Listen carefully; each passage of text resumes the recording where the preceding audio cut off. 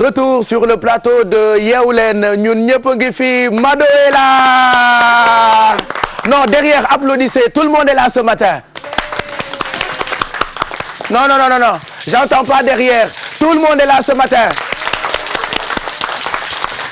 Plus fort, plus fort, plus fort, plus fort. Plus fort, plus fort, plus fort. Plus fort, plus fort, plus fort. Plus fort, plus fort, plus fort, plus fort, plus fort. On est tous là ce matin. Cheikh Ndigal Lo est là ce matin. yaa ngi accordé sa guitare parce que dafa am surprise boo indil waa Sénégal. On va parler de ça dans quelques minutes. waaw yeewu fajar bi day metti ci yow mais tey yeewu nga ñëw. dinaa koy def nag. d'habitude da ngay liggéey guddi gi yëpp. waaw donc pour nga yeewu fajar c'est un problème. day xaw a doy waar. xam naa saa yeewoo looy wax ajulo s'il te plaît. donne-moi de l'eau boire de l'eau. non veux se sangu d'abord. C'est vrai que avant boire de l'eau il faut se sangu d'abord. waaw soo naan café yeeg yooyu. waaw. Ce qui fait toujours le contraire. Parce que man d'habitude du ma sangu loolu ngeen dañu ko dooleel ci kanamu invité yi. day jiw rek ñu. Allez, on va maintenant découvrir une communauté bu nekk fii ci Sénégal di waa Thaïlande, n'est-ce pas Kiara? Voilà, je vous ai trouvé même les Thaïlandais à Dakar. Hein? Ah oui, hein? Oui, c'est vrai qu'avec la rubrique Parmi nous, on a fait un peu le tour dans différentes communautés étrangères qui résident. Comment j'ai résumé tout à l'heure, on a trouvé des Russes, des Ukrainiennes, des Roumaines, bon, sans calculer toutes les communautés africaines qui quand même résident ici, les Italiennes. Et voilà, je vous amènerai avec les reportages dans un lieu que j'ai trouvé super intéressant. En fait, c'est un resto qui est en ville à Dakar, qui s'appelle Shogun Grill. Et à chaque fois que j'allais là-bas, moi déjà, j'adore la cuisine asiatique. Mais ce qui était intéressant de ces endroits, c'est vraiment le melting pot, donc l'équipe technique qu'il y a derrière. Il n'y a que des étrangers là-bas, apparemment. Pas seulement des étrangers, il y a aussi des Sénégalais, il y a des Libanais, il y a des Camerounais, il y a des métisses franco-tunisiennes, des Français et surtout des Thaïlandais. Je pense que si Pape Samba il va m'aider et lancer le reportage, on va jeter un coup d'œil et puis après, je vais vous raconter quelques petits détails. Regardons.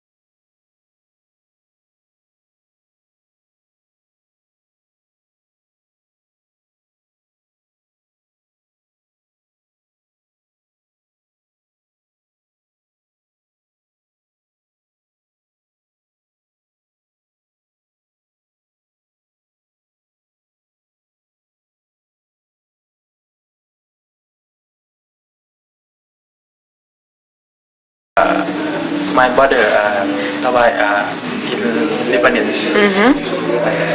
But for one open restaurant ici. Yes. Si. Call me. Come To come to Senegal. Oui.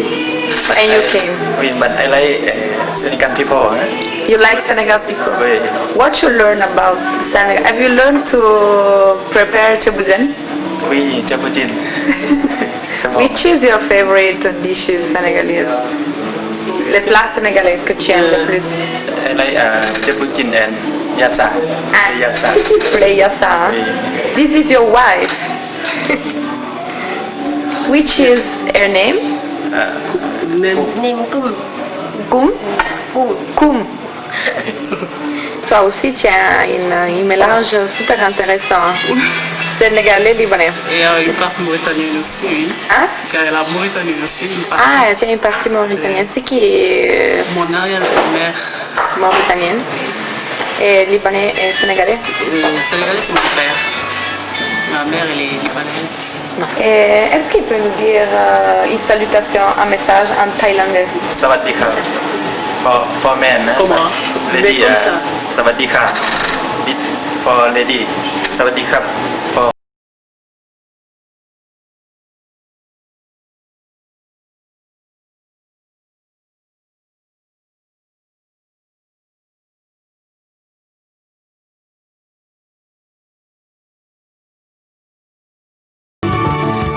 gars yi il faut leen ñëw seet dëkk restaurant bi parce que restaurant bi moom dañ ko def pour nitu dëkk yi restaurant bi moom japonais la thaïlandais français bu nekk am na te affaire bi moom li ma dégg daal dafa neex trop il faut que ñu ñëw nga essayer ko ñu wax man est-ce que neex na neexul jërëjëf ñu maa ngi leen di xaar.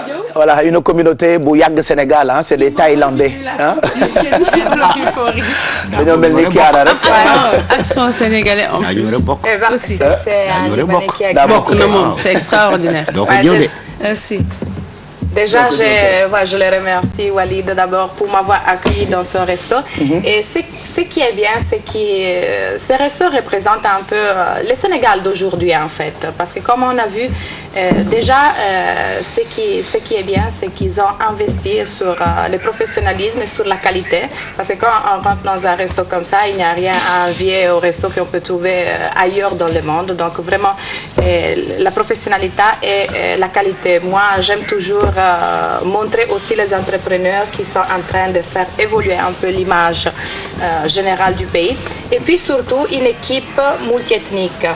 Ce qui est beau, mais ce n'est pas évident aussi gérer une équipe de personnes qui viennent de plusieurs pays. Parce que c'est des Sénégalais qui travaillent là-bas et qui peuvent parler avec les étrangers qui viennent, des Thaïlandais, des Libanais.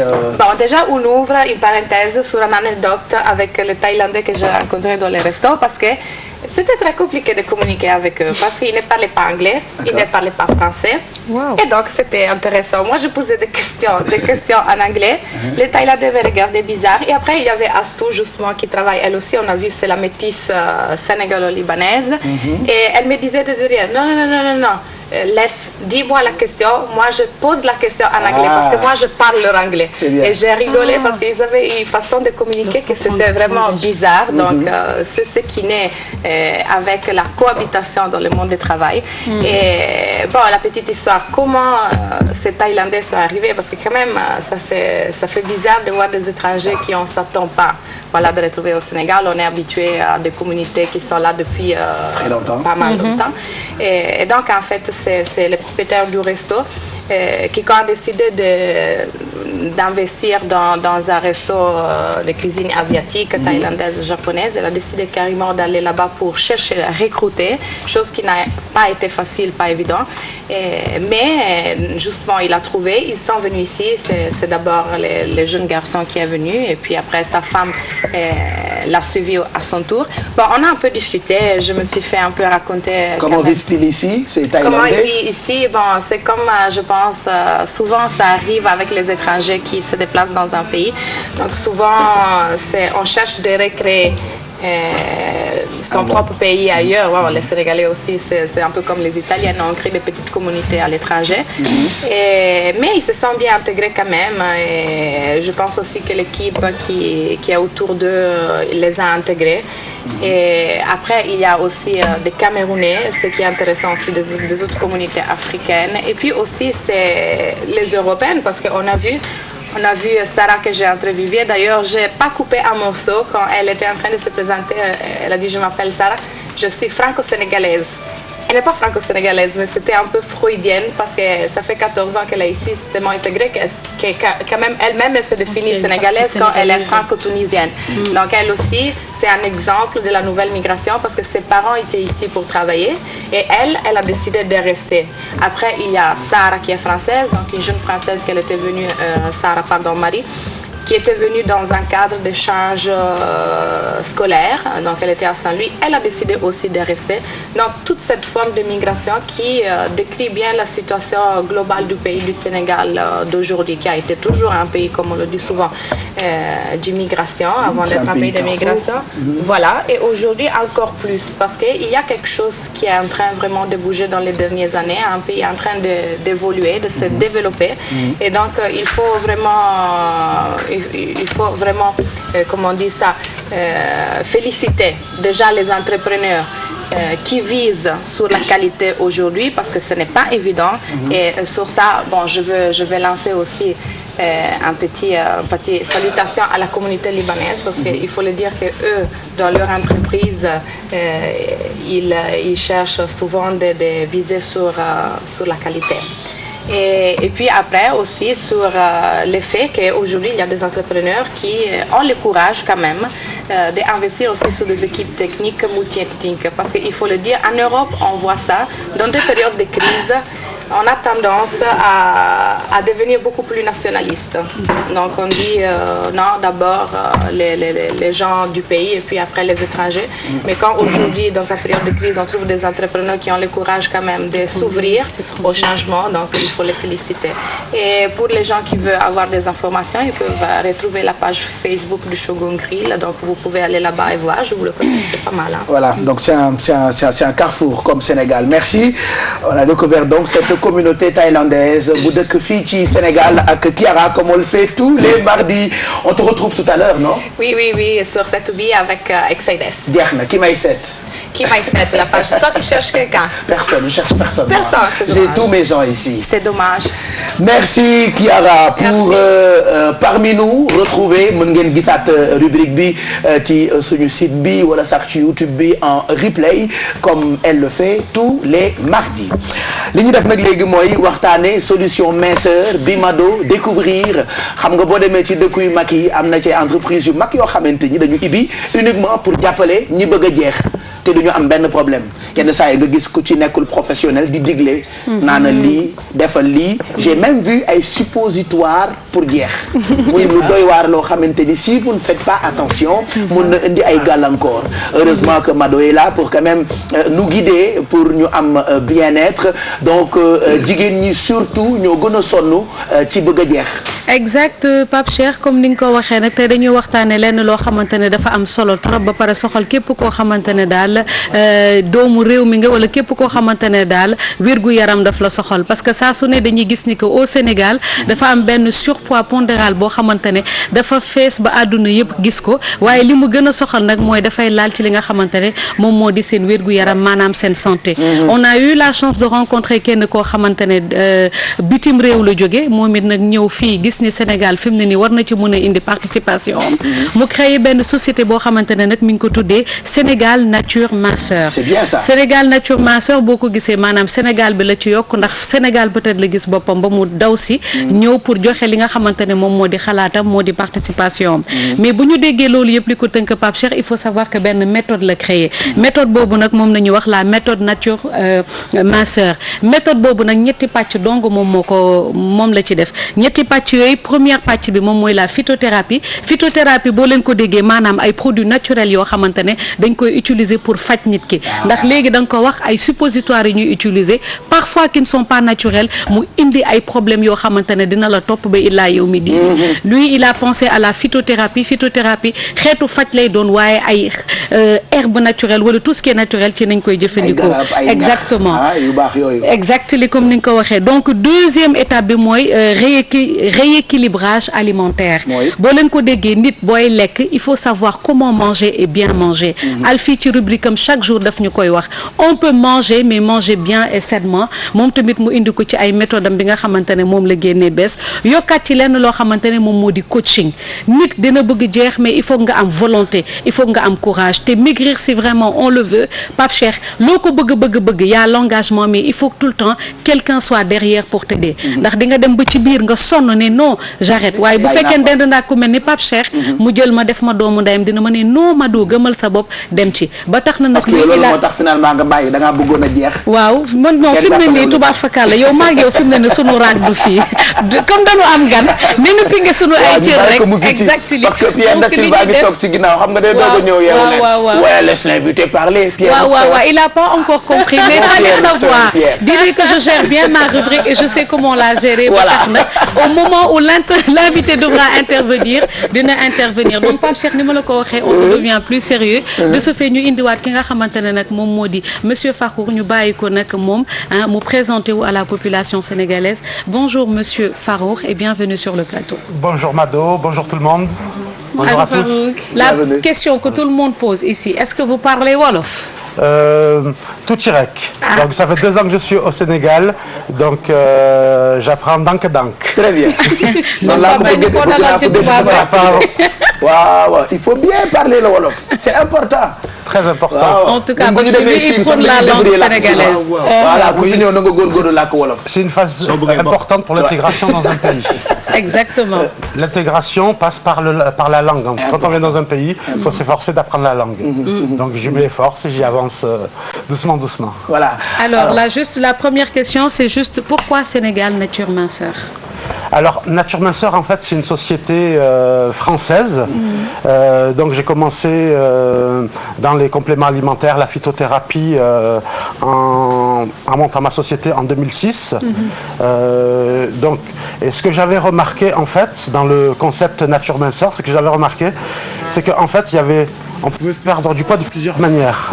Et on pouvait perdre du poids par un rééquilibrage alimentaire, ce qui est une bonne chose. On pouvait perdre du poids par le sport, qui est une très bonne chose aussi. On pouvait perdre du poids par le coaching, mais j'ai remarqué qu'à chaque fois, c'était des éléments séparés. Et j'ai eu l'idée, en fait, de pouvoir associer ces 3 points. Justement pour avoir un meilleur taux de réussite et un meilleur taux d'accompagnement. Et ce qui est très important. Ok. Alors, quand on revient ici au Sénégal où nous sommes, vous savez que, je ne sais pas si on peut le dire, c'est peut-être un signe de beauté que la femme soit forte d'habitude. Mais par contre, en ce moment, on voit qu'il y a une évolution de surpoids. Et par rapport à la santé, quel est votre avis par rapport à ça? Alors effectivement, les critères de beauté varient et il est subjectif selon chaque culture. Donc, mais ce qui est important et ce qui est universel, c'est qu'au niveau de la santé, il faut avoir un poids de forme, ce qu'on appelle un poids de forme.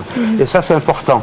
Et on a remarqué qu'avant, il y avait moins d'obésité en Afrique, et notamment aussi au Sénégal. Et avec l'évolution, la modernité, le stress, le mode de vie, qui se rapproche maintenant qui est très proche maintenant de l'Occident. On retrouve maintenant les mêmes pathologies qu'il y a en Occident. C'est-à-dire qu'aujourd'hui, il y a 1 personne sur 3 au Sénégal qui a un surpoids, alors qu'avant c'était beaucoup moins. Et on remarque ça, que c'est beaucoup plus développé dans les villes. Donc on voit bien qu'il y a une incidence entre le stress et le surpoids. Okay. Alors, mis à part de mettre en avant les produits, parce que c'est vrai que d'habitude on a tendance à dire ou trouver dans des pharmacies, prenez des médicaments, maigrissez, mais on n'y met pas une force ou bien une volonté derrière. Mais vous, avec votre nouveau concept, qu'est-ce que vous proposez aux Sénégalais par rapport à ça, ce concept que vous avez créé? Alors, c'est vrai que je propose des produits, mais ça, je le dis, ça sert à rien de prendre des produits s'il n'y a pas une volonté et des efforts pour perdre du poids. Il faut être honnête, il faut dire les choses. Ça, c'est vraiment important et je tiens à le souligner. faut le vouloir d'abord. Il faut le vouloir d'abord parce que quand on s'engage dans ce processus, ça a demandé un effort au niveau alimentaire, ça a demandé de la motivation. Et donc effectivement, les produits, à quoi ça sert? Tout simplement, c'est en fait quand une personne fait des efforts pour perdre du poids, elle se dit parfois ah, j'ai perdu mais pas suffisamment. Mais pourtant elle fait les efforts. Donc le fait de prendre les produits, ça va permettre d'amplifier les résultats. D'accord. C'est ça qui est important. Donc c'est ce que je fais, Mado. Je prends Physiodrène, Physio Essentiel Masseur, une fois par jour, un bouchon, et pour le Physiodrène, 3 capsules par jour. Un peu de sport et parfois je mange des salades la nuit et ça va. Exactement. J'avais grossi il y a quelques temps, mais là j'ai plus du...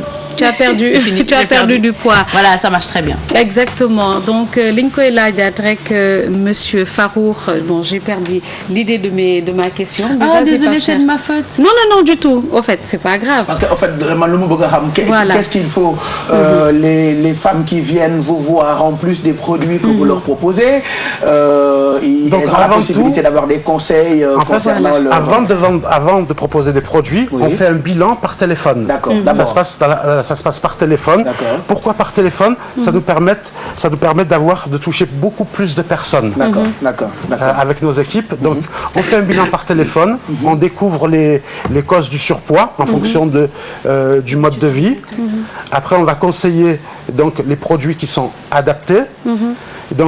Et ensuite, il va y avoir donc un programme alimentaire qui est fait par un nutritionniste. Nous avons 2 diététiciens. Donc une diététicienne en France spécialisée en micronutrition du sport, qui a été vice-championne du monde de triathlon. Et nous avons donc un diététicien que nous avons recruté donc au Sénégal, qui puisse aussi s'adapter au mode de vie et à l'alimentation au Sénégal.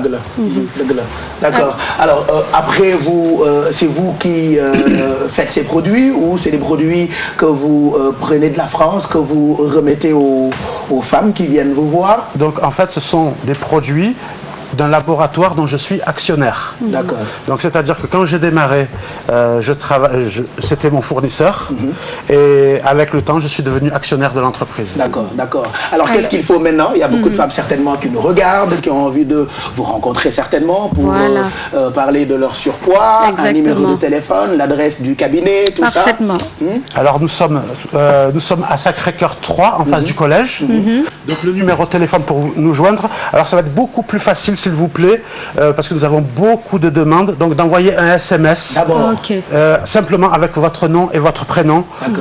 Ça permettra justement de mieux gérer. Donc même si on ne vous appelle pas aujourd'hui, on vous appellera dans un jour, 2 jours maximum. À vos oreilles, on vous donne tout de suite le numéro de téléphone. Vous qui avez envie de maigrir, yéen ñi bëgg guerre ak solution bu baax quoi. Qui est en train de noter. Voilà, à vos oreilles, c'est parti. Alors le numéro c'est le 77 679 79 38. Donc je répète, le 77 679 79 38. Et une page web aussi, je pense que vous avez créé.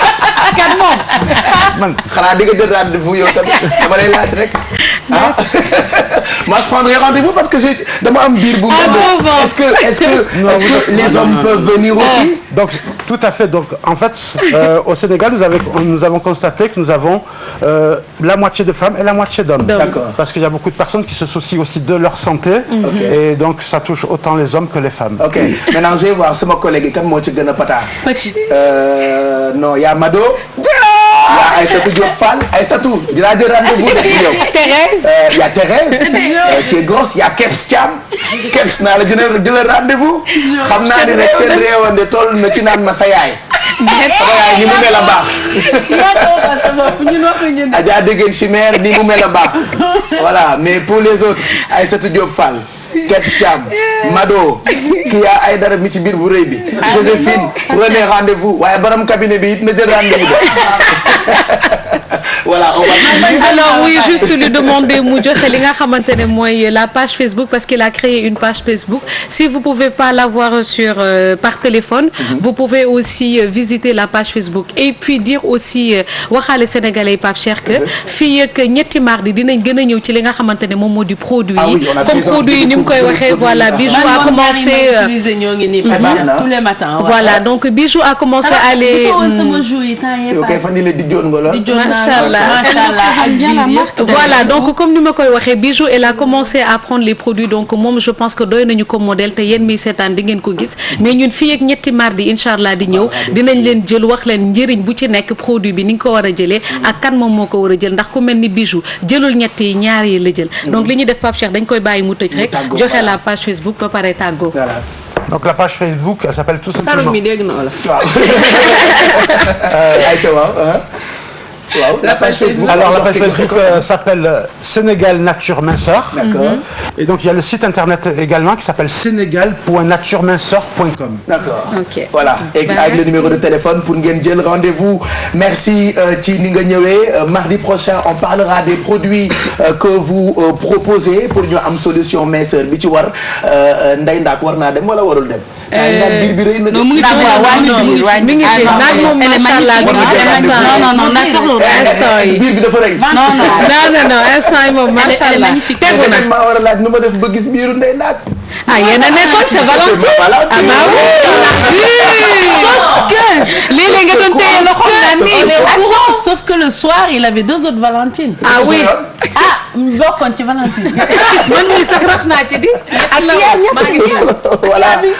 Allez on poursuit 8h21 mooy doog a jot merci kontaan nañu ñu ngi lay gërëm. mardi prochain ñu wax ci produit yi 9h21 mooy doog a jot. waa nit ku dul juum amul. n'est-ce pas. ben voilà. oulala c'est quoi ces histoires. et nous parlons tout de suite ak Cheikh Ndigal Lo qui est là ce matin. non derrière il faut ngeen tàccu. je compte jusqu'à 3 ngeen tàccu.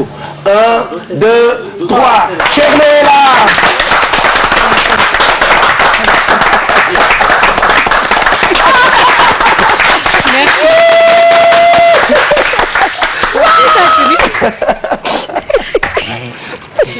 bon Alfie yaa ngi may xoolu ñëwal directement Cheikh ñu ngi lay nuyu. kontaan nañu ci sa teewaay ci Yeewu Leen bi da nga ñëw pour ñu waxtaanee li ngay waaj a génne. waaw voilà loolu ngay waaj a génne nag balaa ñu ciy wax Cheikh dañu bëgg nga woyal ñu lu tax. s'il te plaît te yàlla rek tax. lu tax la ñu bëgg Cheikh. pourtant lu tax bi nag. defaat nañ ko beneen version ci. disque yi album bi ñëw. yow kay bul waxati dara kon. waaw léegi may mu lu tax rek tuuti rek ma xool.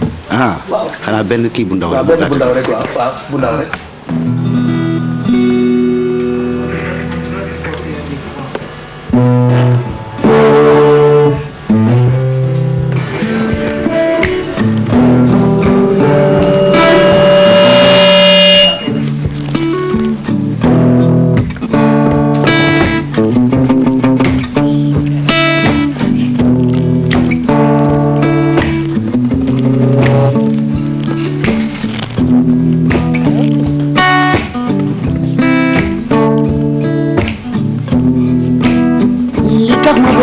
Chérie, tey ma waxaat la ko.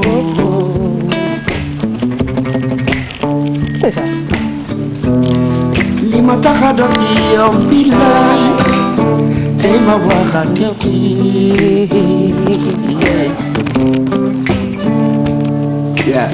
Je suis pas accordé. sama nga sagane ma. dina tiis ci man teg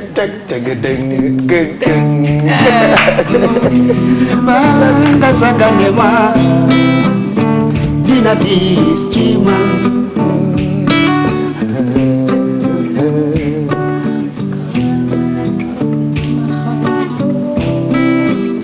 dëkk ci sama xol bi.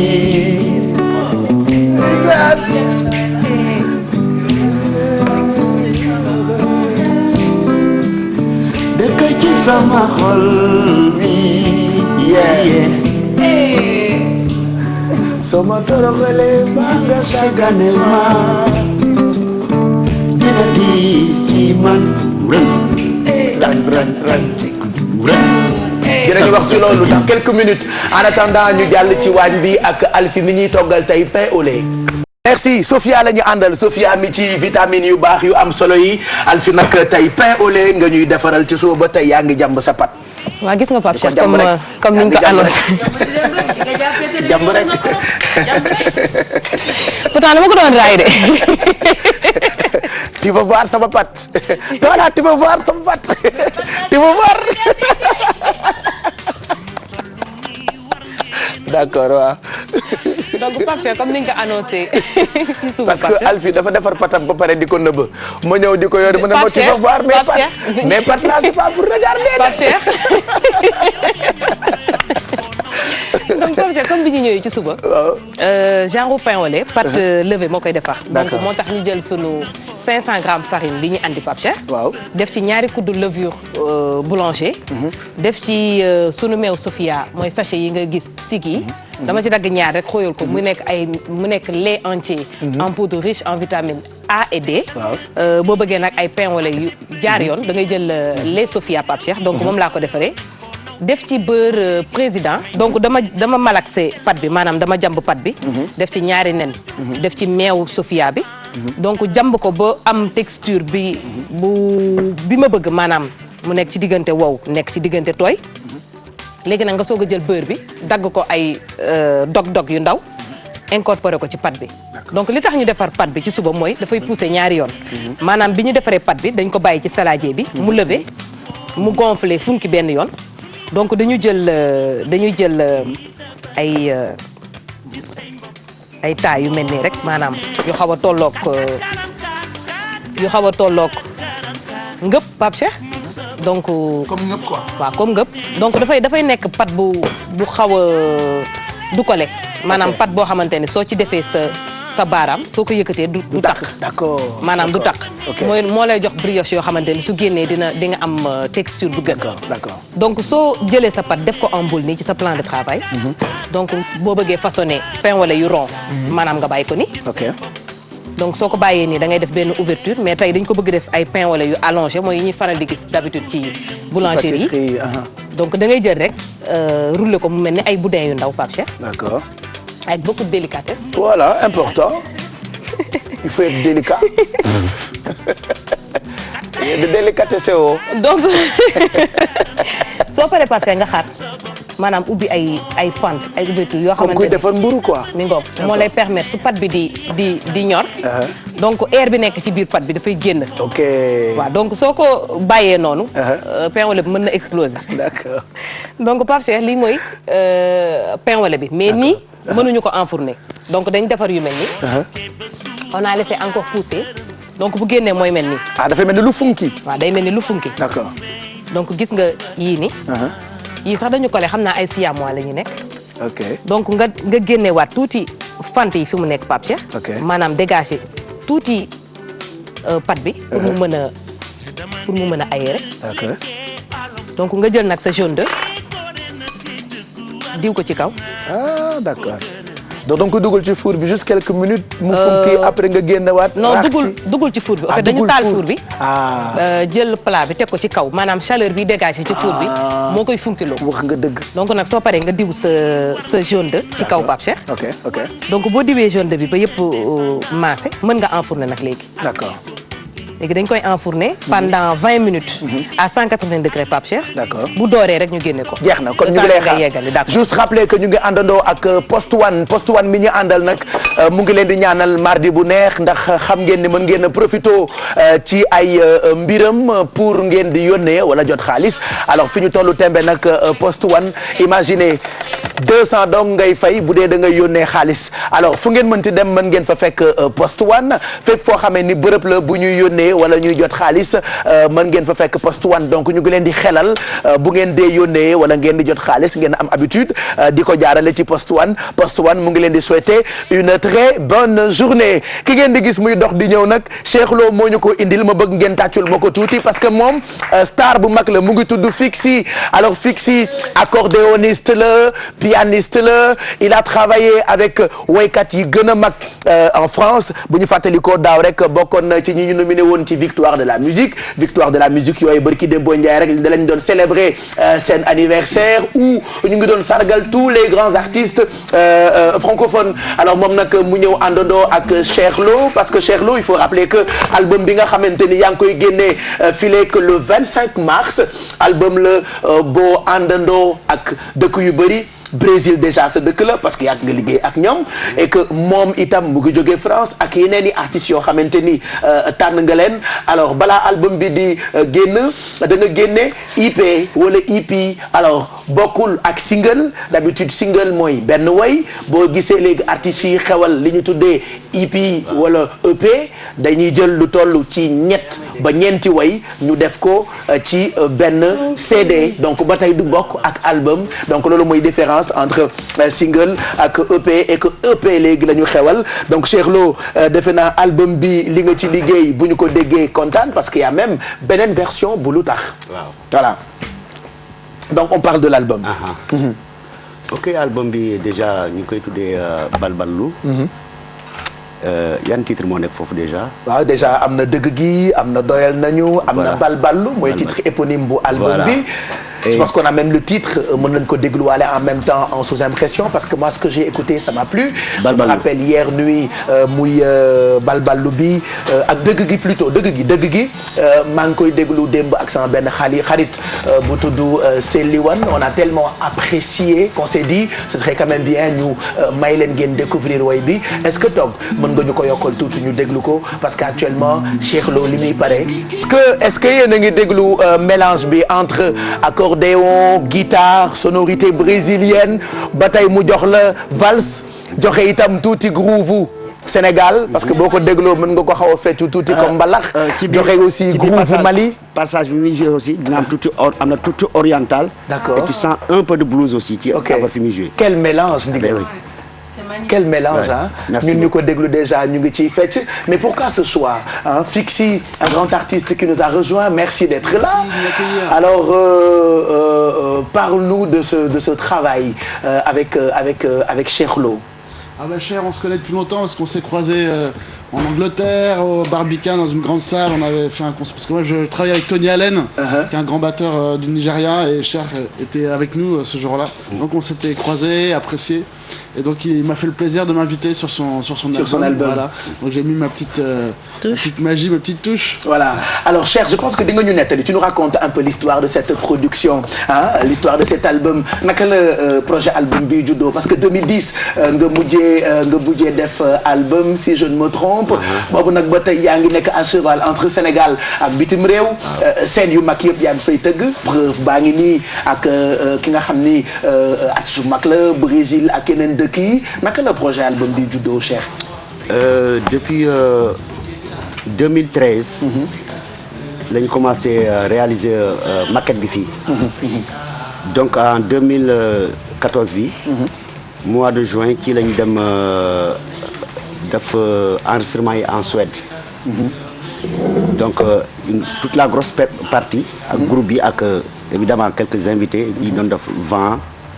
ak un bassiste suédois aussi un pianiste ak groupe bi yëpp ñu enregistré foofu pare ñibbisi nga ñu invité woon ci night show bi dëgg la après léegi 4 mois après octobre ma demaat Paris pour def ay additionnel mën a rencontré Flavia la brésilienne la mu def ay prise dugal voix yi d'accord ak Oumou Sangaré donc xam nga ci laay mujj def yenn additionnel yenn voix yi ma waroon dolli foofu. yenn kii wu batterie voilà. pourquoi option boobu léegi wax naa ko sànq parce que ce dernier album Sénégal Brésil ça a fait le tour du monde ngay génnewaat album boolewaat ci ñeneen ñoo xamee ni duñu ay sénégalais ah Oumou Sangaré. Fiximi brésilienne bi nga xamante ni actuellement mu ngi ñëw Sénégal pour ngeen présenter album bi pourquoi ce choix d'ouverture parce que xam nga musique moom. plus qu'on s'ouvre mieux c'est. D'accord. plus dañuy gën a touché yeneen nit ci tamit. voilà parce que xam nga comme àdduna bi tamit dafa yaatu. couleur yi bari lool te wute. xalaat yi bari lool te wute. yow léegi bu fekkente ne fexe nga ba am melting pot. boo xamante ne tu peux toucher un peu partout. le public. mais mieux c'est. D'accord. waaw affaire bi daal mooy bañ a rester enfermé dans ta coquille. D'accord. il faut s'ouvrir. D'accord. D'accord. comme ni ndaw si kii nen bi moom day koy toj rek. da koy toj du ko yaatal.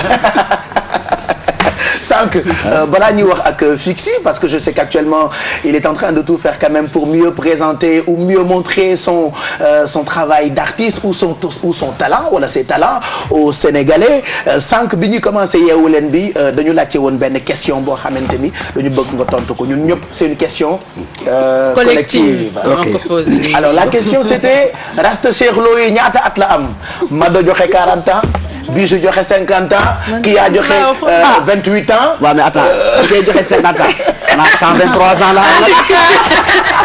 ah yéen léegi ndigal yaa ci toll 50 ans ñoom ñu ne c'est resté ñaata un demi-siècle c'est déjà. non man 30 laa waxoon ne moom moo fay. ki day yokku de. non Mado moo yokku léegi dama bëgg nga wax ma resté am na ñaata at. Njañ yi. mook sama taaw bu jigéen ñoo maase. May Kira wala. non Ndeylo. Ndeylo d'accord moom mi ngi ci comme yéen mi ngi ci rajo Fatick. waaw. mi ngi sëy foofu. ok. amal na ma ñetti sët. macha allah am naa ñaar Mohamed. ak benn Baye Lahat. très bien. donc kooku année bi muy juddu 84. j'ai eu juste. 84 ça fait quoi ça fait juste 31 ans ren. 31 ans même année bi muy juddoo laa njañu. te mosoo ko dagg. ah non mosoo naa dagg tuuti nag boobu maire bi moom moo doon solo ne ma sa fii laa gëj a gis. ok mais normalement rasta yi ñaata mètre lay mesurer kon. ah non je sais pas je l'ai jamais mesuré. est-ce que mën naa ko ñëw mesurer léegi. non mais allez je mesure les amuloo centimètre. bàyyi am sama loxo centimètre la bàyyi ma mesurer. non attends xam mètre fan la. ah mètre fan. lii la man normalement mètre fii la non mètre fii la. fii ak nii Pape Cheikh ba fii. voilà waaw ñu seen loxo mag ay waay di nga tas coiffure jàmbur. amul problème. non Pape est-ce que du caat. jëlal bi si suuf. voilà bàyyi ko rek.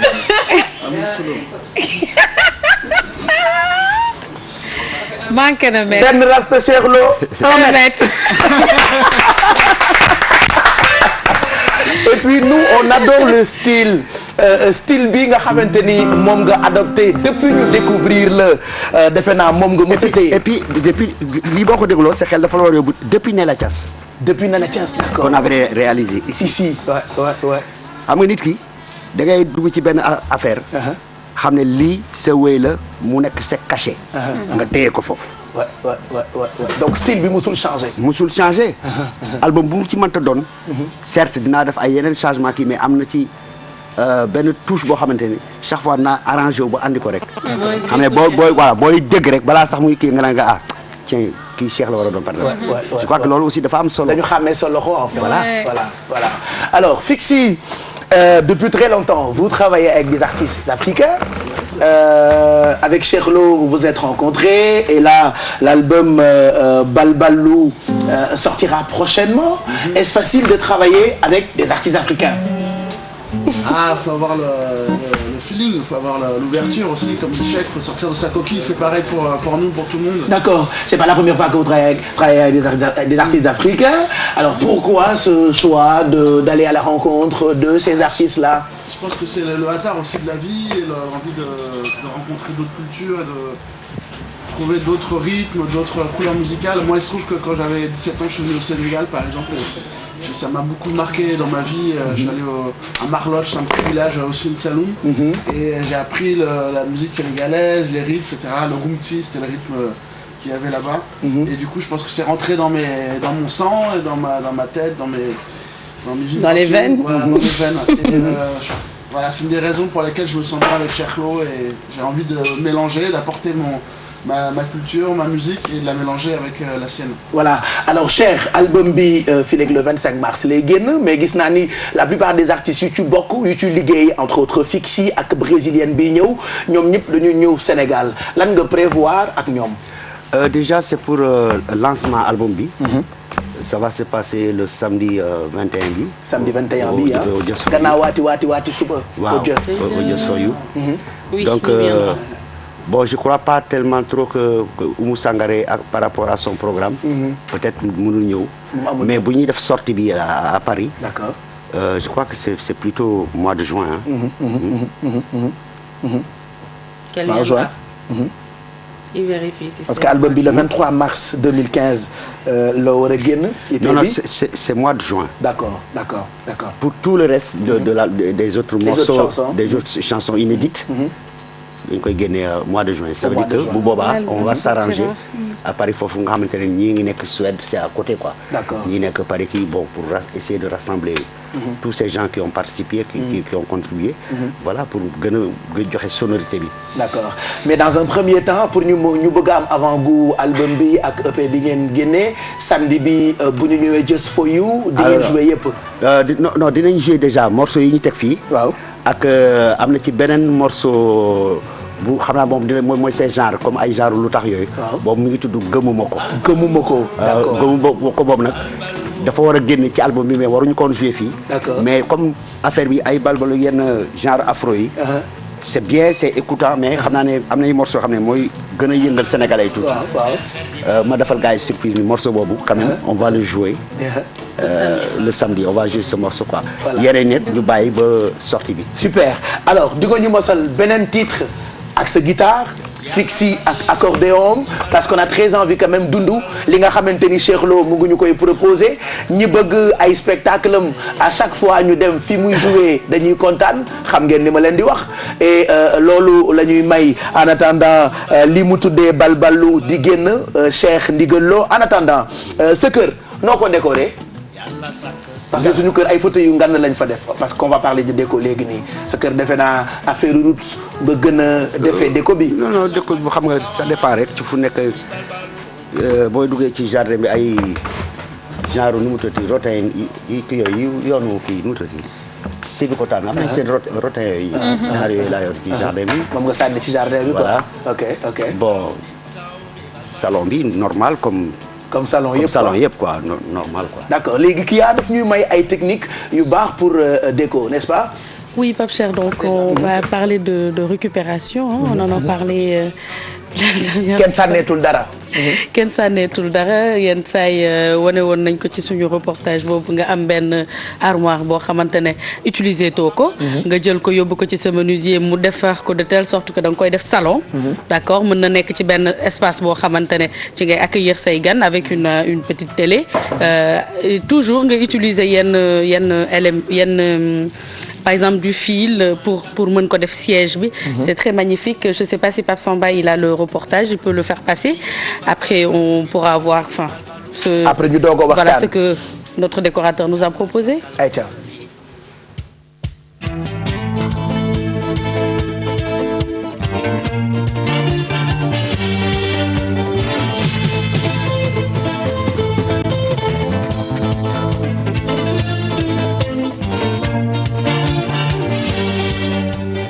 Des sacs de pommes de terre moom laay utiliser et l'avantage qu'il y a c'est tu peux sortir les trucs en relief et hormis les trucs en relief c'est des trucs yoo xam ne dafay yàgg ça peut durer plus de 20 ans mur bi du fissuré du am benn yëf et l'autre aspect aussi c'est je l'utilise avec la pâte à enduit moom laay utiliser à sac yi. Donc ça me permet damay am ay moulage yi ma bëgg damay jël sama loxo donc là tu es en contact direct avec la matière. Là on a fait dans l'abstrait c'est des motifs un peu dispersés mais boo ko xoolee nii tiim ko am na ay design et tu peux voir pas mal de trucs si biir li nga bëgg gis rek di nga ko gis artistiquement. C'est à moindre coût parce que les sacs ne coûtent pas du tout cher. C'est de la récupération. Les papiers peints tu peux les mettre mais à la longue dafay yàqu. Mais lii une fois nga teg ko avantage bi mooy ça peut durer des années si tu as envie de changer les couleurs tu peux les changer à tout moment donc pourquoi ñu nekk ci thème mu sac bi c'est parce que c'est suivant les meubles c'est des meubles de récupération c'est des rotins avec des cordages donc moom la ñuy utiliser moo tax ñu utiliser sac bi pour rester toujours dans le rustique moo tax ñu utiliser ko et tout en restant toujours ci même esprit bi si tableau bi parce que souvent dañuy gis ay tableau yoo xam ni c'est des trucs africains ou ñu teg si ay cadres yoo xam ni Europe lay jóge wala yooyu donc ça sonne complètement faux parce que c'est pas dans le même esprit donc si bii cadre bi dafa nekk ay cadre saaku pour rester toujours dans le même esprit et rester aussi si africanité bi. kër gu ne fii xam nga Sénégal moom dañ dul sànni dara et comme la vie est excessivement chère ici donc yi ñuy sànni wala yi ñuy teg ci débarras yi soxlawuñ ko les vieux meubles tout ça ça peut servir de récupération ça peut servir de déco mën nga ci liggéey yoo xam ni ku ko gis day foog ne lu bees tax la wala nan lañ ko defee en matière de déco en matière d'art tout est récupérable lépp dañ koy récupérer soxlatul ngeen di sànni parce que mbalit yi ngeen koy sànni it aussi ñooñu am na ñeneen ñu koy récupérer di ko utiliser donc vaut mieux les garder et faire appel à un professionnel mu xool lu si ne lan la koy utiliser ak nan la koy defalee. en matière de décoration maintenant les gens ont tendance comme dëkk bi dafa metti ku ne dugg ci or que c'est ça la différence entre l'inné et l'acquis c'est-à-dire li nga xam ni da nga ko judduwaale ak li nga xam ni da nga ko jàng toujours dafay am différence. Donc il y a des gens qui apprennent dans le tas qui n'arrivent pas à maîtriser complètement li ñuy liggéey donc boo leen joxee seen kër ñu yàq ko wala du ñu xam exactement quoi combiner parce que nit yi dañuy dem di jëndi ba Europe dem jëndi yeneen donc du ñu def lu dul gën a enrichir ñeneen ñi or que le talent est là ça reste à l'exploiter seet nu ñu koy utiliser et puis trouver la bonne personne. donc c'est toujours intéressant de jël ay meubles wala ay objets yu nekkoon ci kër ñu foog ñu dañu koy sànni mën nga ko recycler waat. voilà defaraat ko on peut toujours les utiliser pour déco bi. voilà Pape Cheikh. d'habitude jamais ñu utiliser ko mooy buum bi nit di tëbee corde. waaw moom laa gis mu wërale ko et c'est très original. moi j'ai même vu ci benn reportage am njàmpe ñu jël njàmpe defaraat ko ba mu nekk objet déco. voilà c'est-à-dire comme on parle d'astuces. dañu ne peut-être on parle de récupération mais en même temps am na ay astuces yoo xamante ne comme j'en avais parlé sac de pommes de terre. mooy sacu pommes de terre yu vide yi. moom la jël par exemple def benn cadre am na benn matière bu muy utiliser pour def moulage mën na la jox kanamu nit mën na la jox image bu la neex. donc daf koy def sur le mur ba pare mouler ko de telle sorte que dina am image bi nga bëgg a am. et puis mu jël par exemple on a vu buumu xar. enfin buum jël buum bi daal di topp kii yi corde yi daal di topp kii bi def ci ay modèles yu nice. c'est très beau et puis c'est sénégalais. Ça donne une deuxième bio. Exactement donc on n'est pas obligé forcément voilà exactement on parle de gestes verts donc bala ñuy jël yenn yi di ko sànni tout en sachant que mënuñu ko recycler mën nañu ko utiliser pour faire de la décoration lui par exemple c'est un professionnel il est dans le métier depuis 30 ans il fait de la récupération tey jii bu fekkee da nga am sa kër nga am ay matériels yoo xamante ne mënuloo ko sànni mën nga ko dem seeti moom mu expliquer la jox la par exemple ne la lii mën nañ ko defee nii def lii nii du coup tu perds rien et puis tu dépenses moins quelquefois on voit des choses tellement jolies on n'a pas les moyens de les acheter ci yenn boutiques yu chères yi fii Dakar parce que c'est beau par contre bu ñu utiliser li nga xam ne moom lañ am ba pare mën nañ ko transformer ba mu nekk lu gën a rafet même lu ñu bëggoon. et que ñoom la touche qu'ils rajoutent c'est que ça devient original après. exactement et puis tu peux mettre de la peinture. donc c'est de la peinture qu'il a utilisée pour les couleurs. donc soo xoolee même mur bi def na ci il a fait de la peinture avec du comment ça s'appelle. sac de patates. ak lan. sac de pommes de terre exactement. donc là c'est un salon boo xamante ne daf ko jël également c'est en bois mu jël ay cordes. rassemblé waat ko ba mu nekk siège. donc du coup dara jaratul sànni et que lépp lu ñu am suñu kër mën nañ ko jéem a jël utiliser waat ko et puis c'est voilà une touche africaine c'est toujours magnifique. voilà merci pour idée yooyu noonu am na solo donc mën nañu recycler sunu ay bagages pour am déco boo xamante ni mën na original et ce qu'on a découvert nii mën ngeen am adresse bi ci suñu page officielle Facebook ak Kia comme on le fait tous les mardis Cheikh Ndigal Lo la ñu nekkal ak Fixi accordéoniste pianiste artiste bu mag alors moom nag mu ngi ci album bi nga xamee ni Cheikh Lo dina ko génnee au mois de juin en attendant 23 mars plutôt ci la EP bi di génnee CD boo xamante ni am na lu toll ci 3 titres ba noppi itam présentation album bi dinañu ko amal fii Sénégal samedi bi inchallah Just for You Sénégal France ak Brésil ak Mali donc lépp loo xamee ni sonorité la bu ci nekk di gën a ko mën a découvrir en attendant samedi di jot dañuy dégluwaat Cheikh Lo ak Fixi ñu may ñu benn titre Fixi ak accordéon bi Cheikh Lo ak baat bu neex bi wala Cheikh Lo ak guitaram ngeen déglu li mu ñuy defaral. Aji Lo nag yóbbanteem il faut nga wax ko. voilà waaw parce que Aji moom nee na déjà. soxna si Alfi na nga ko envoyé toutes les recettes. lu tax. waaye nag. doom ji dafa wax ak Maykira. moom daf lay xool ba mu yàgg bu njëkk naa papa yow kii doo ko takk ñaareel rek ndax mu muy defal kii neex yi. ah Cheikh yaa ngi wax sa soxla de loo. non ma ne ko non dama laajte ñu ne ma kii am na borom kër dañ ko yeew. moom mucc na. kon tu t'es bien renseigné buñ ko yeewuloon mais attention. rentrer là-dedans.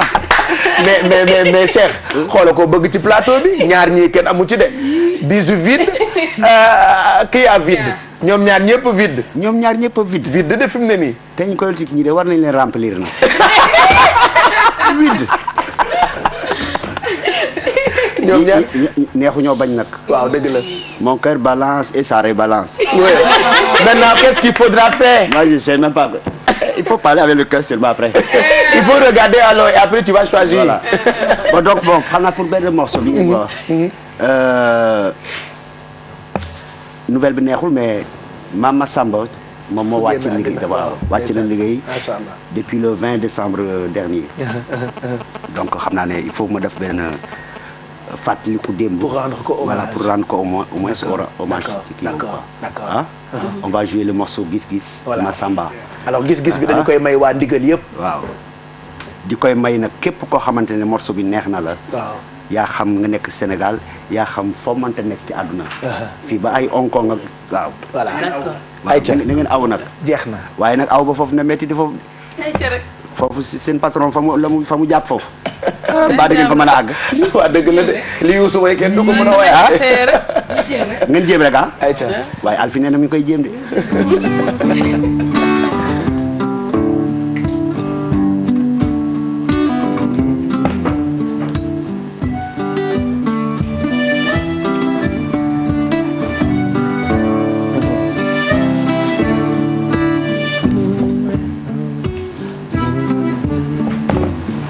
Masamba, Masamba, Masamba, Masamba, Masamba, Masamba.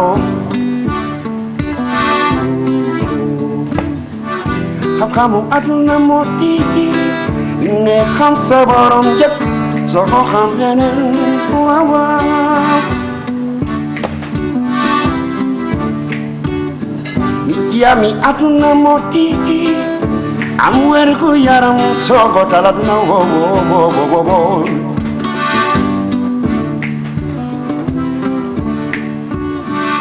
wetelu aduna moo di yusu irene jël sa soxna waaw ngir moo lay wetali ni la ko gisee wo yow mi ci sa am aduna ni la dere with me, come on. bu ma dégg kon ni maa nekk ci temps bi dégg loolu ne ko dégg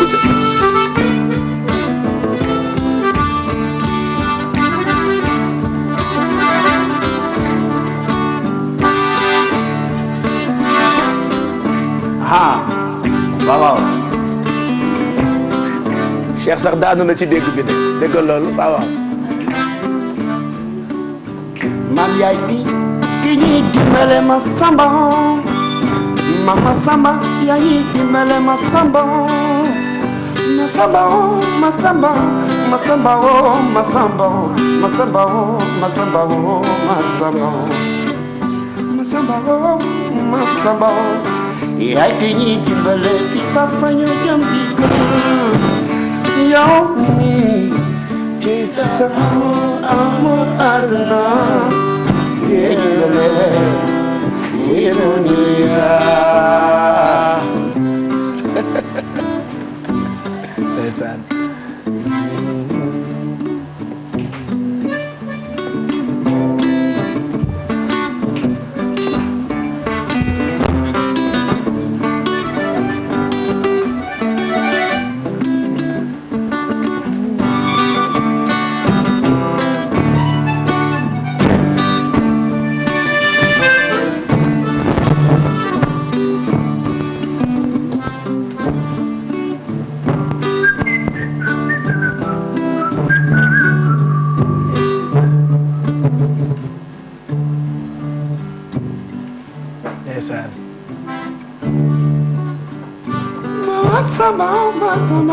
Masamba sol ewe Masamba oh Masamba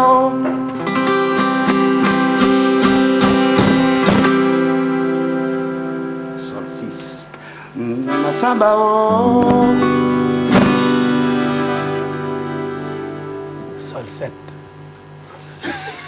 sol 6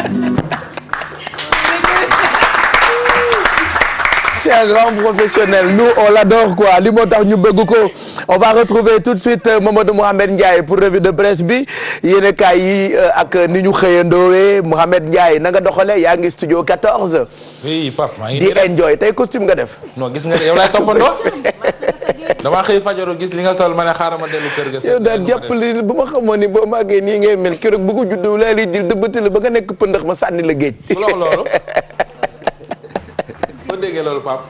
lii kat ci sama benn xarit laa ko déggee. ci loo nekk xool ku mel ni ministre.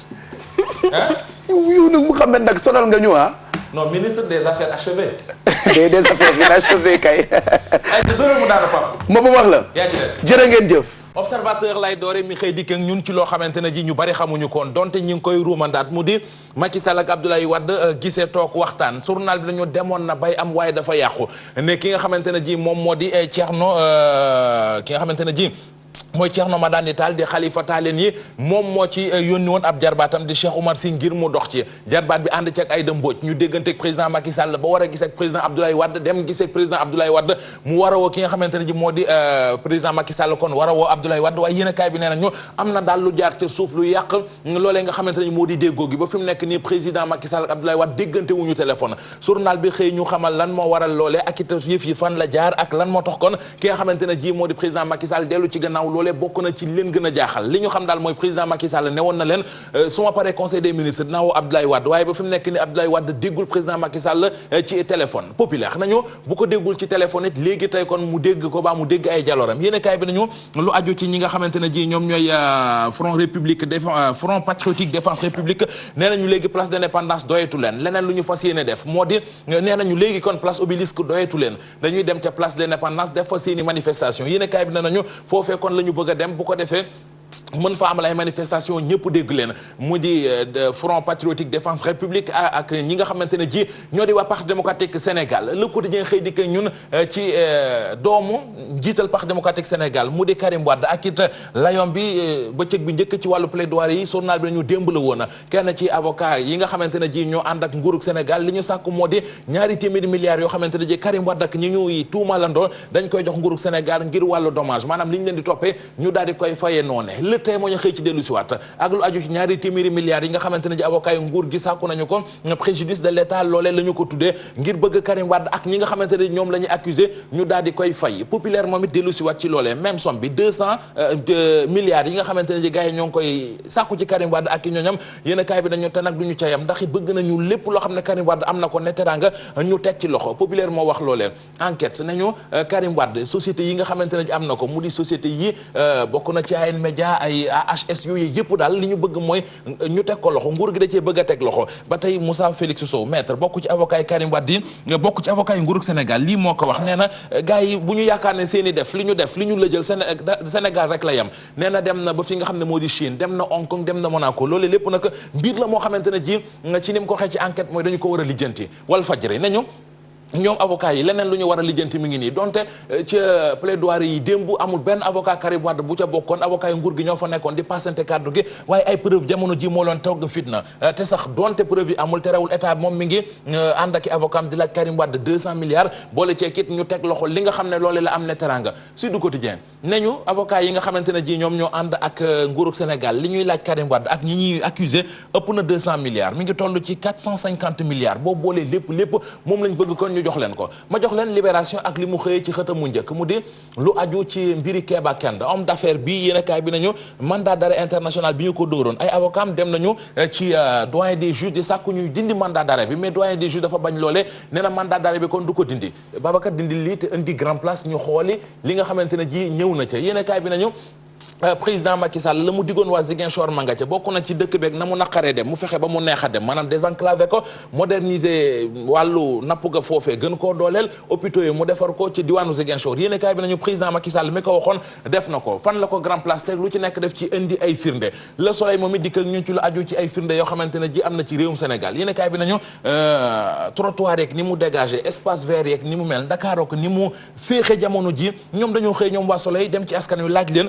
nu ñu gisee Ndakaaru léegi waaye daanaka ñoom ñëpp la ñuy wax moo di yeexe nañu koo def ku ci nekk da ngay rafetlu dëkk bi ak nu mu mel ñu dem ci fi nga xamante ne ji moom moo di laas kon laas ñëw ak ñun ci gëstu boo xamante ne def na ko lii la indi ci xëtamu njëkk ñiy liggéey ci banque yi la ñuy dund en tout cas jege gu ñu jege xaalis journal bi nag ñu taxul ñu bari xaalis ñu bari ci ñoom suutura ak di taqale loole kon la ñuy dundee am na ci sax ñoo xamante ne ji fanweeri junni moom la ñuy fayeeku am na benn agent boo xamante ne ji li ngeen di gis nii ci xët mu njëkk journal bi moo ko wax waa laas nee na juróom-benni at a ngi muy liggéey ci banque musul kon dem congé dem observateur jeexalee fa ak li nga xamante ne ji xew na ca diwaanu Linguère ga ca Jolof nañu ko xoolandoo yéen kaay bi nañu foofee mandikat ya fa nekk du sangara la ñuy naan déedéet laj koloñ 70 degré moom la ñuy naan yéen kaay bi ne nag li mu jur ne larange moo di lii ay viol ay meurtre ak agression yu dul jeex ca Linguère Pape jeex na fexeel ba bul naan sa laj ko lañ ñu ngi lay gërëm bu baax ci revue de presse bi Mamadou Mouhamed Ndiaye ñun fii ñu ngi béggee guitaru Cheikh Ndigalo accordéon bu fixi alors ñu ngi bëgg a jeexal nag yeewu leen bi suñu ay coup de cœur peut-être suba ñu ñëwaat ci parce que tey dañoo bëggoon dem Nigeria Sénégal ak Viviane bu bees beek yu baax yooyu nga xamee ni bii ju indi woon na ko mais bon dañu koy lepp certainement ba suba Cheikh kontaan nañu juste vous rappeler programme bu yu ndigal parce que en plus de samedi am na ci yeneen bërëb yoo xamante ni mën nañ la fa fekk fii ba ngay dem pour sortie album bi ca France. waaw incha allah xam naa ne dinañ war a def peut-être centre culturel. voilà le 6 mars. waaw yéen a ngi centre culturel français. incha allah ndey mën naam aussi ñu dem Conakry. ok.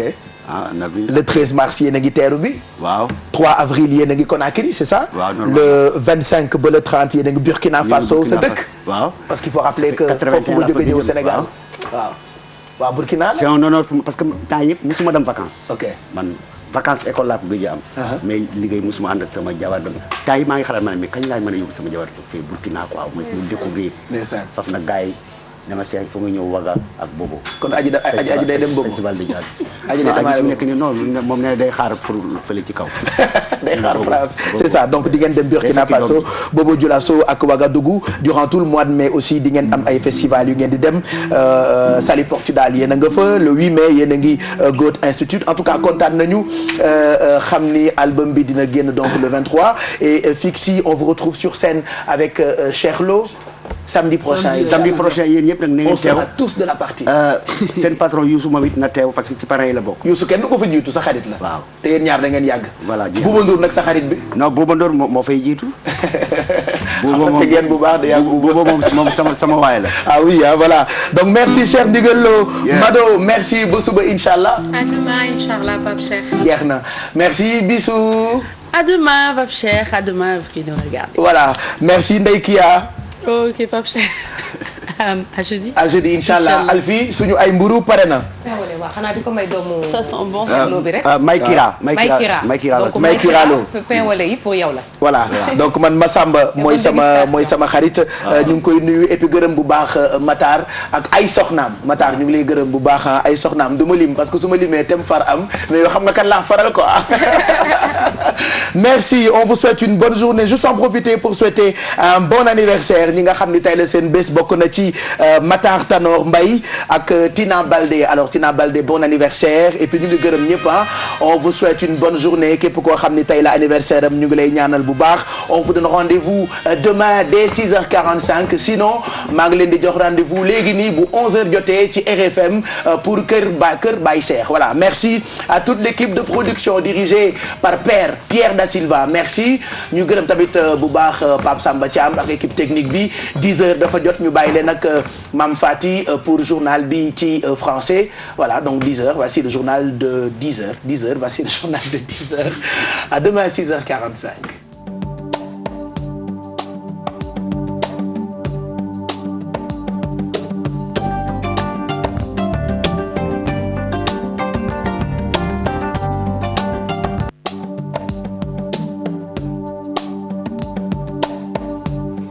Bonjour à tous. Grève du grand cadre des syndicats de l'enseignement à partir d'aujourd'hui. D'abord débrayage, sit-in, ensuite après rétention des notes du premier semestre. Mamadou Lamine Dianté et ses camarades déroulent ainsi leur plan d'action. Ils comptent également soutenir le SAES dans leur combat. Fatou Bintou Konté, Ababacar Camara, compte rendu. Un an, jour pour jour, que le protocole d'accord entre le gouvernement et les syndicats a été signé.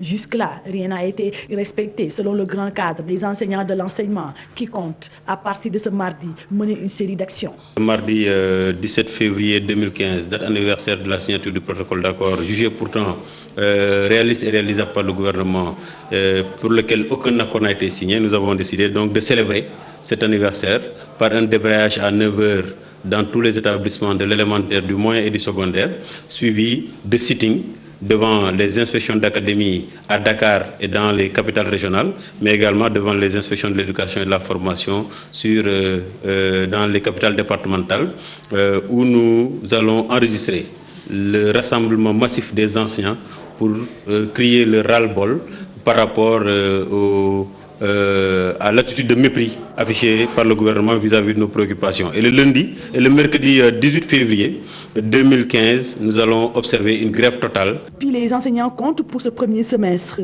retenir les notes des élèves après une évaluation de leur mouvement d'humeur ce jeudi.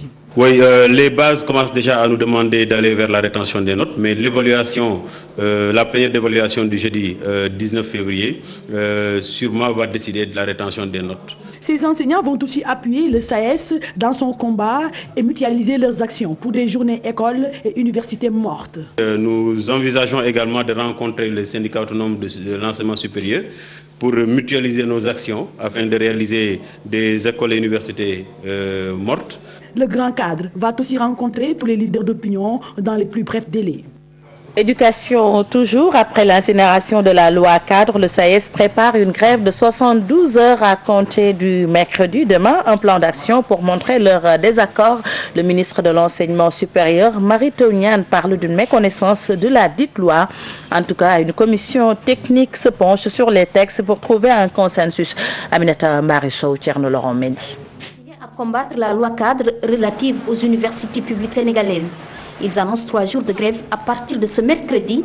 Le ministre de l'Enseignement supérieur parle d'incompréhension. Une réforme, c'est des habitudes à changer.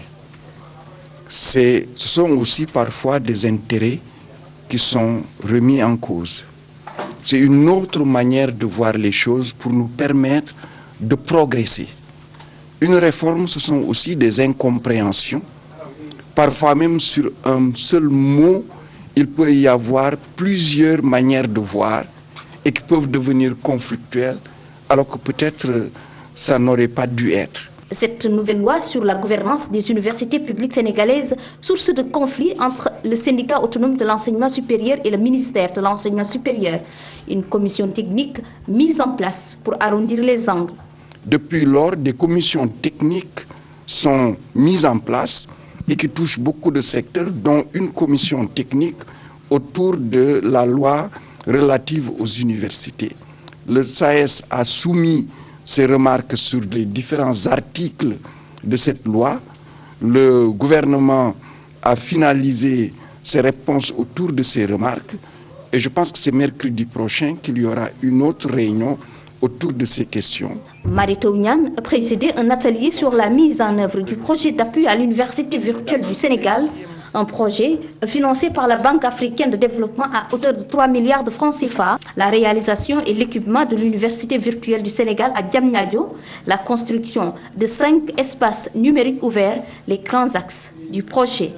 Aminata Mbaresso, merci. Procès Karim Wade, les plaidoiries ont démarré hier. Les avocats de la partie civile qui se sont succédés à la barre ont dénoncé la malgouvernance et l'utilisation de l'appareil d'État pour s'enrichir illicitement.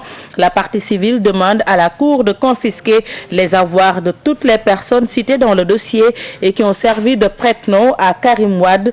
Le co-prévenu Pape Mamadou Pouye a bénéficié d'une liberté provisoire. Tout de même, il reste en prison en attendant le verdict de la Cour de cassation. Modigay était au palais de justice. Regardez. D'audience, les témoins et autres experts cèdent la place aux avocats pour les plaidoiries. Une épreuve qui démarre par une déclaration de l'agence judiciaire de l'État Mafalfal pour expliquer l'essence de la Cour de répression de l'enrichissement illicite. Pour rappel, elle avait été créée en 1981 pour combattre la malgouvernance, ce qui fera dire à Maître Félix Sow que c'est le procès de la malgouvernance. Dans son introduction, il précise que les faits révélés ne sont que de la partie visible de l'iceberg. Pour étayer sa thèse, il évoque une organisation criminelle qui s'est accaparé des secteurs vitaux de notre économie. Au total, 67 sociétés ont été répertoriées eu égard aux 34 non comprises dans le dossier. Un empilement d'entreprises basé sur le modus operandi pour tisser une toile d'araignée. Les auteurs Pape Mamadou Pouye, Bibo Bourgi, Karim Bourgi et Karim Wade est désigné comme le fils héritier d'un régime de patrimonialisation où le père est le monarque. Un concert frauduleux qui a permis de dissimuler la somme de 192 milliards dans les paradis fiscaux soutient la partie civile. Raison pour laquelle il réclame à titre de dommages et intérêts la somme de 200 milliards de francs CFA et une confiscation de la totalité des biens de Karim Wade et de ses co-prévenus. Parmi eux, Pape Mamadou Pouye qui a bénéficié d'une liberté provisoire sous réserve de sortir du territoire national et de déposer son passeport. Rappelez que certains prévenus réclament le retour de leurs avocats, tout le contraire de Karim Wade qui refuse toujours de comparaître. Absence de Karim Wade et de ses avocats, la partie civile assimile à une tactique d'évitement, laquelle réclame la somme de 200 milliards à titre de dommages et intérêts au fils de l'ancien président, car le préjudice subi est énorme selon Maître Souley Fall. Il fait partie du pool d'avocats de l'État. Je vous propose de l'écouter toujours au micro de notre confrère Modigay. Prévenu principal dans cette affaire est dans son droit de ne pas venir à la CREI. La procédure, elle reste contradictoire. C'est ça, à ses risques et périls s'il décide de ne pas se présenter. Mais il faut dire tout simplement que ce refus de se présenter à la Cour est tout simplement le paroxysme de l'évitement. Vous savez, pour tous les grands corrupteurs, ils font tout pour éviter d'être jugés. Alors, il a tout essayé, il a jeté son venin sur la CREI, il a discrédité la CREI, il s'est attaqué aux magistrats intègres de la CREI, en tant qu'avocat défendant les intérêts de l'État du Sénégal, de présenter les faits, de participer à la démonstration de la culpabilité de M. Karim Meïssa Wade ainsi que de ses complices, et surtout de demander l'indemnisation qui est due à l'État en raison du préjudice qu'il a subi dans cette affaire. La somme qui a été arrêtée par la commission de l'instruction portait sur un montant de 117 milliards. Mais il y avait encore d'autres postes de préjudice qui restaient à évaluer. Donc aujourd'hui, nous nous retrouvons avec à peu près 200 milliards. Cela se justifie amplement. En parlant toujours du procès de Karim Wade, justement, rendons-nous au palais de justice de Dakar. Adia Attala est en ligne. Bonjour Adia. Adia Attala. Adia. Apparemment, la ligne n'est pas bonne. Nous y reviendrons dans nos prochaines éditions. Aujourd'hui est célébré Mardi Gras, une période festive qui marque la fin de la semaine des 7 jours gras, autrefois appelé jour charnel. Elle est suivie du mercredi des cendres, marquant le début du carême. Elle se situe avant la période du jeûne. C'est ce qui met fin à cette édition. Merci de nous avoir suivis. Retrouvez Trésor Ngonengom pour le JT en Wolof. Merci de votre fidélité. Très bonne journée à toutes et à tous. Au revoir.